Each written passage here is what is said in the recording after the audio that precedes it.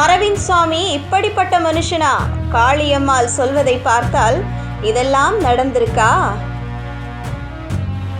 News 10 Tamil நேயர்களுக்கு வணக்கம். தமிழ் சினிமாவில் அரவிந்த் சுவாமிக்கு எப்போதும் தனி இடம் உண்டு. அவர் அறிமுகமான காலகட்டத்தில் இருந்து இப்போது வரை அவர் தனது படங்கள் மூலம் ரசிகர்களுக்கு பெரும் திருப்தியை கொடுத்து கொண்டே இருக்கிறார்.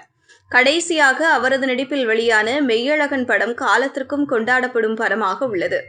இந்த நிலையில் அவர் விஜய் தொலைக்காட்சியில் நீங்களும் வெல்லலாம் 1 கோடி நிகழ்ச்சியை தொகுத்து வழங்கிய போது போட்டியாளராக களமிறங்கிய காளியம்மாளிடம் ஆஃப் தி கேமராவில் அவர் பேசிய விஷயங்கள் பலரையும் ஆச்சரியத்தில் ஆழ்த்தியுள்ளது. சமீபத்தில் யூடியூப் சேனலுக்கு காளியம்மாள் அளித்த பேட்டியில் இந்த தகவலை பகிர்ந்து கொண்டுள்ளார். அதாவது அவர் பேசுகையில், நான் முதலில் அந்த நிகழ்ச்சிக்கான ஆடிஷனுக்கு போகும்போது எனக்கு போட்டியில் கலந்து கொள்ள வேண்டும், பணம் வெல்ல வேண்டும் என்ற எண்ணம் இல்லை.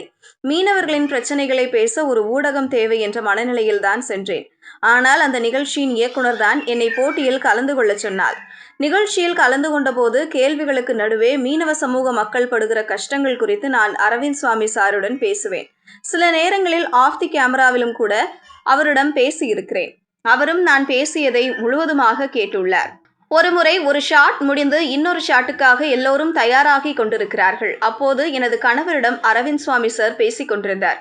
அதாவது மீனவர்கள் மீன் பிடிக்க கடலுக்கு செல்லும் போது அவர்கள் என்ன மாதிரியான இன்னல்களை எதிர்கொள்கின்றனர் என்பது குறித்து மிகவும் அதிர்ச்சியுடன் கேட்டு தெரிந்து கொண்டிருந்தார்.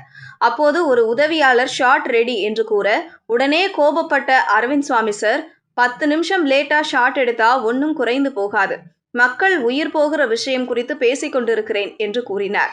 அதேபோல் நான் 25 லட்சம் ரூபாய் வென்ற பின்னர் மேடைக்கு கீழே வந்து இந்த 25 லட்சத்தில் 8 லட்சம் ரூபாய் வரிகளாக பிடித்துக் கொள்வார்கள், மீதி பணத்தை வைத்து எப்படி வீடு கட்டுவீர்கள் என்று கேட்டார். நானோ 8 லட்சம் வரிகள் போய்விடும் என்று சொன்னதும் அதிர்ச்சியாகிவிட்டேன். காரணம், எனக்கு அந்த விவரம் தெரியாததுதான். அதன் பின்னர் அரவிந்த் சுவாமி சாரிடம் அவரது உதவியை மறுத்துவிட்டேன். ஆனால் அவர் தொடர்ந்து கேட்டுக்கொண்டே இருந்தார். ஆனால் நான் மறுத்துவிட்டேன். ஆனால் அவர் எங்களுக்கு ஏதாவது உதவி செய்ய வேண்டும் என்ற எண்ணம் இருந்தது என்று தெரிவித்துள்ளார். இவரது இந்த பேட்டி தொடர்பான வீடியோக்கள் இணையத்தில் வேகமாக பரவி வருகிறது. மேலும் பலர் அரவிந்த் சுவாமியின் இந்த அணுகுமுறை பலரையும் ஆச்சரியத்தில் ஆழ்த்தியுள்ளது. செய்திகளை உடனுக்குடனும் துல்லியமாகவும் தெரிந்து கொள்ள நியூஸ் 10 தமிழ் சேனலை பின்தொடருங்கள்.